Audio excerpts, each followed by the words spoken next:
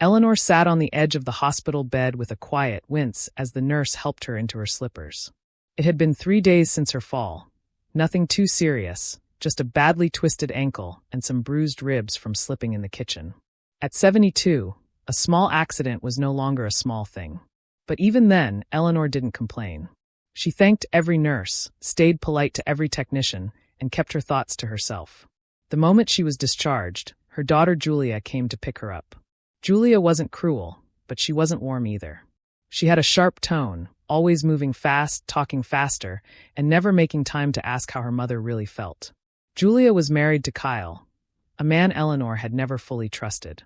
He always acted as if he knew more than he did. He managed the apartment building they lived in and often introduced himself as the owner, which made Eleanor chuckle, because the truth was, Kyle didn't own a single brick of it. Eleanor had kept that truth hidden for years. Back when her husband, Richard, was alive, they had quietly purchased the entire apartment building using the money from the sale of their business. To protect their privacy and avoid family tension, they registered it under a holding company. Richard's idea. Let them treat us how they really feel, he had said. Then we'll know who deserves what. He passed away 3 years later, and Eleanor had left everything as it was, quiet, clean, and undiscovered. So when Julia and Kyle asked if Eleanor could move into one of the smaller units to be closer, she agreed.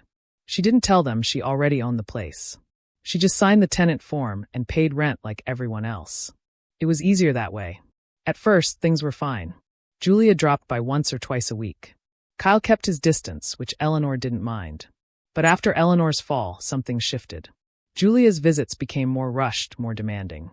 She began saying things like, "You have to be more careful. We can't always be available." Or, "You're lucky we live here to look after you." Kyle started complaining about her heater usage. Eleanor noticed how Julia now knocked instead of using the spare key, and how Kyle avoided eye contact when passing her in the hall. It was subtle but real. One evening, after Eleanor had returned home from the hospital and was resting with a hot cup of tea, she overheard Julia in the hallway talking on the phone. Her voice wasn't angry, it was dismissive. "She's just not independent anymore," Julia said. "I mean, if she falls again, what then? We can't babysit her forever." There was a pause. Then she added, "Honestly, it would be easier if she moved into an assisted living place. Somewhere with proper staff." Eleanor didn't say a word. She just sipped her tea. The next day, Kyle came by with a printed list of care homes. "Just options," he said, smiling too much. "We're just thinking ahead." Eleanor nodded gently. "Thank you. I'll take a look." She placed the papers in her drawer and didn't touch them again. As the days passed, Julia's tone grew colder. She started reminding Eleanor to check with us before inviting anyone over, and asked her to stop leaving shoes outside her door. Kyle brought up building policies she had never heard of before. They were trying to push her out. Slowly, softly. But what they didn't know was that Eleanor had been documenting everything. Every little change in behavior. Every comment.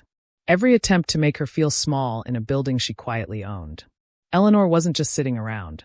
She had called her lawyer, Mr. Rourke, a few days after her fall. He had helped her and Richard set up the original company decades ago and still handled her legal affairs.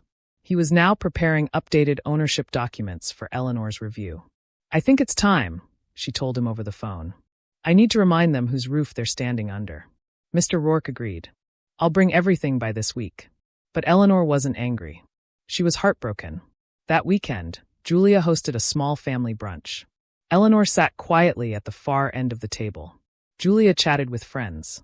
Kyle made jokes loudly about how expensive the building was to maintain. No one asked how Eleanor was feeling. No one checked on her ankle. During dessert, Eleanor tried to clear the dishes. Julia stopped her. No, just sit. "You've done enough," she said sharply, almost like she was scolding a child.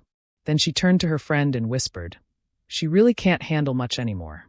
Eleanor pretended not to hear.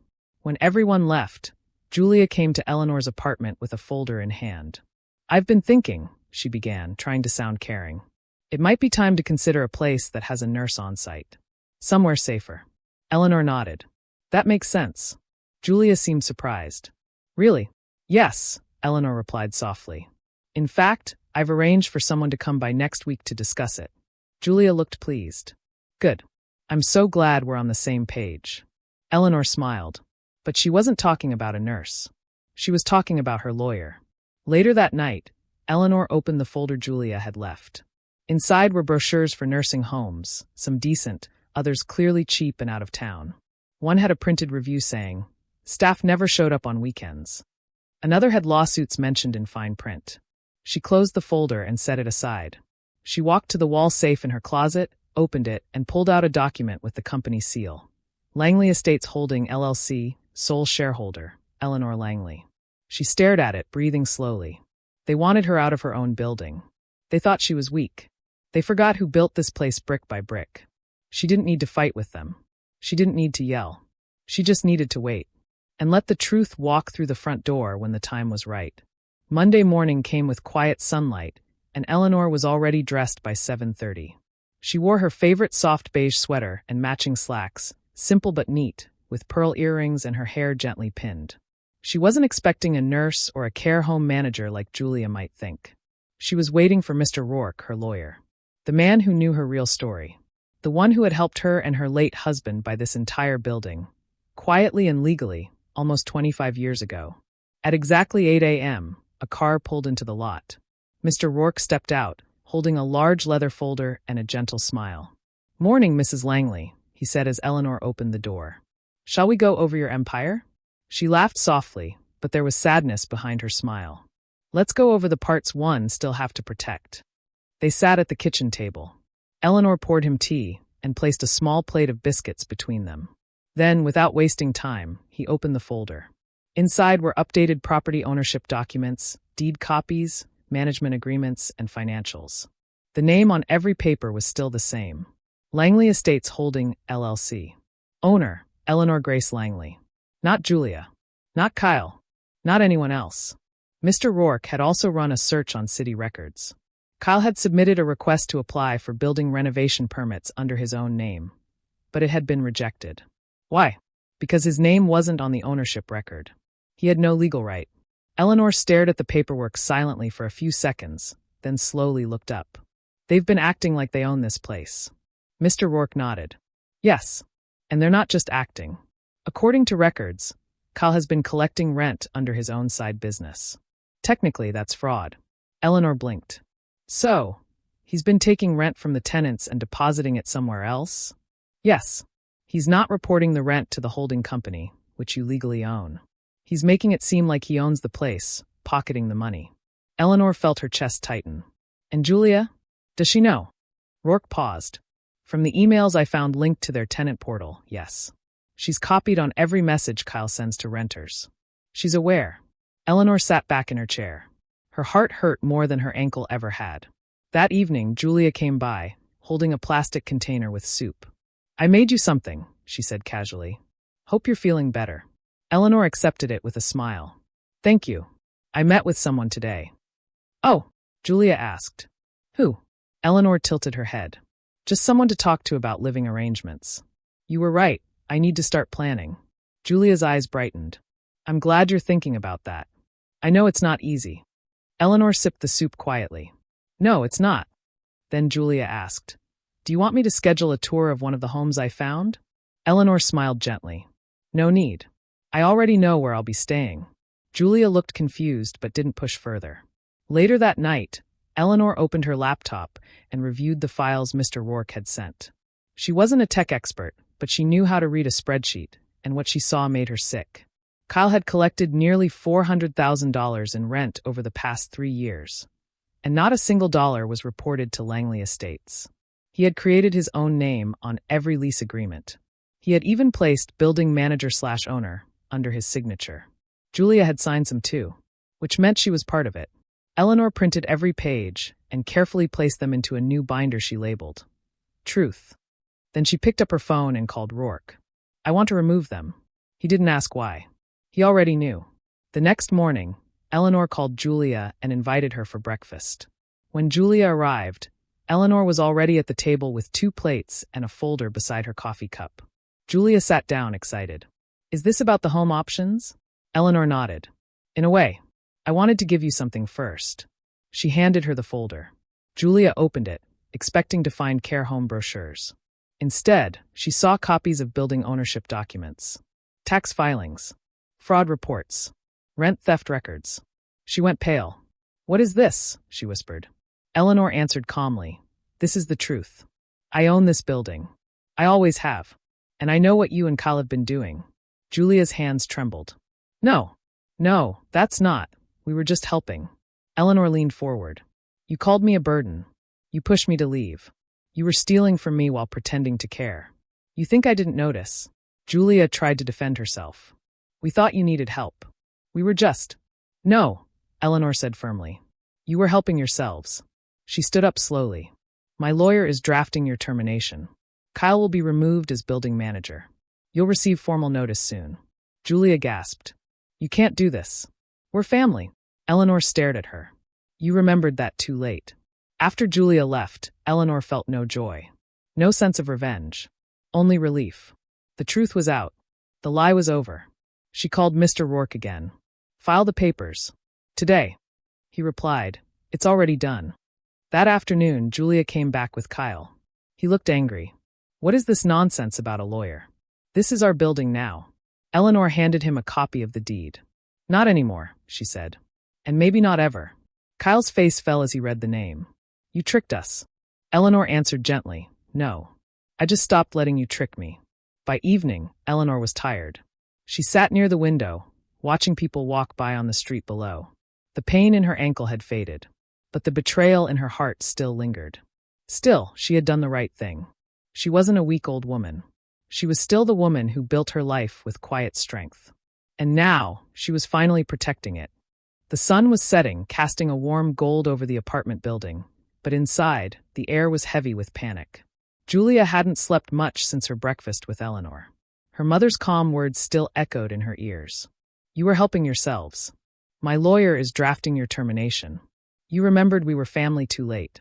Kyle paced back and forth in their living room. The papers Eleanor had given them were spread across the coffee table.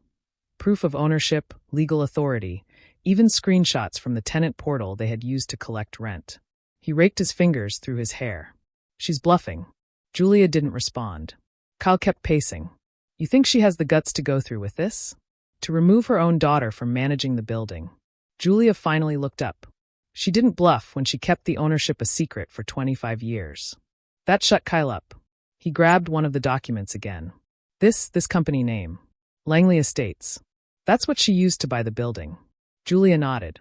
I looked it up. It's been active since 1998. My father's name was on it. She took over when he died. Kyle laughed bitterly. So all this time we were collecting rent, making repairs, doing everything, and we didn't actually own anything. She let us believe we did, Julia whispered. She let us say it in front of people. She never corrected us. Kyle sat down hard on the couch. She let us walk into a trap. Julia's hands trembled.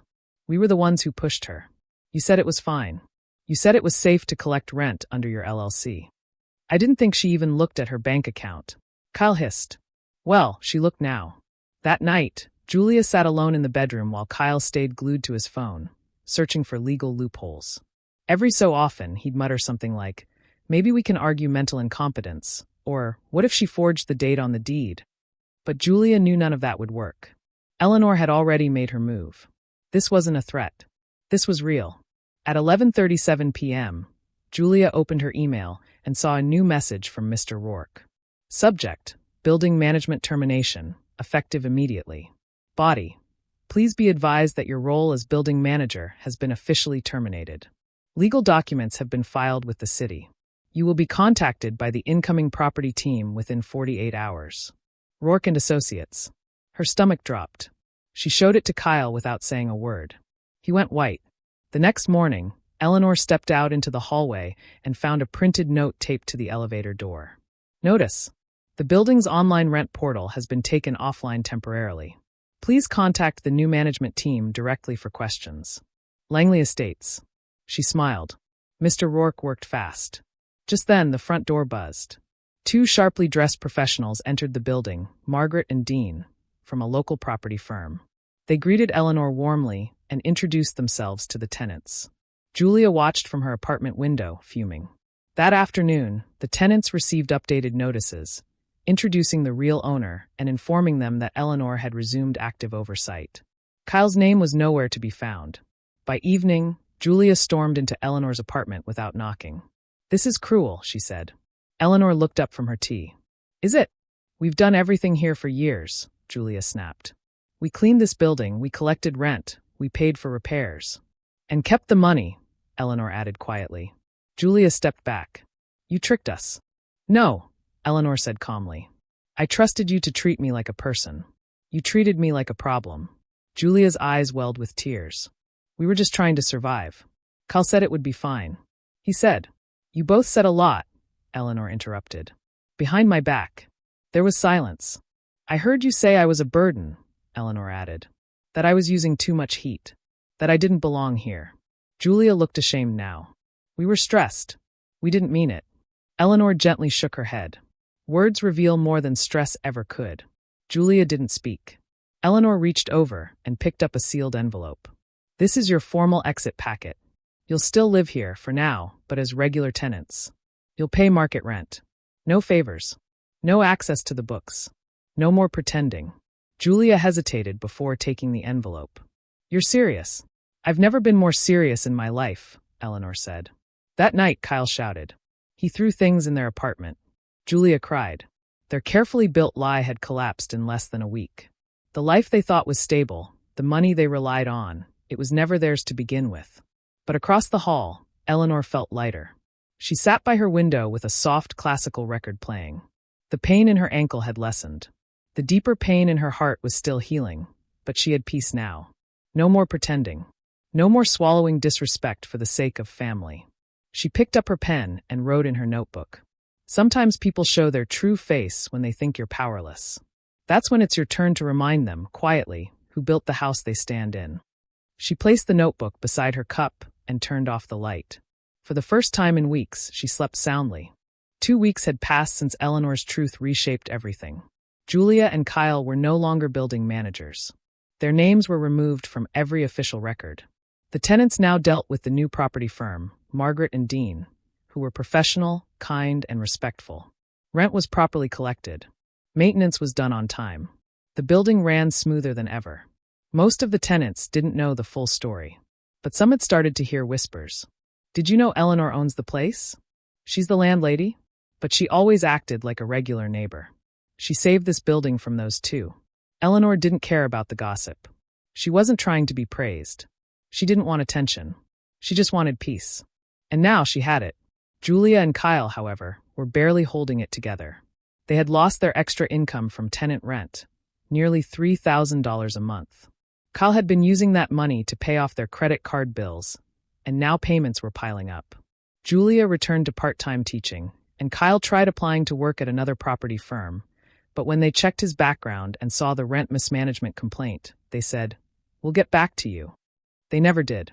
One afternoon, Kyle tried to argue with Eleanor again. He knocked on her door, holding a printed spreadsheet. "You know we did a lot of work for this building," he said, half pleading. "If we can't manage it, we should at least get compensated." Eleanor opened the door halfway. She didn't even invite him in. "You didn't work for me," she said calmly. "You stole from me. That's different." He began to argue, but she gently closed the door mid-sentence. And she never opened it again for him. Julia stayed quieter. She no longer came over with soup or casual smiles. Instead, she avoided Eleanor in the halls.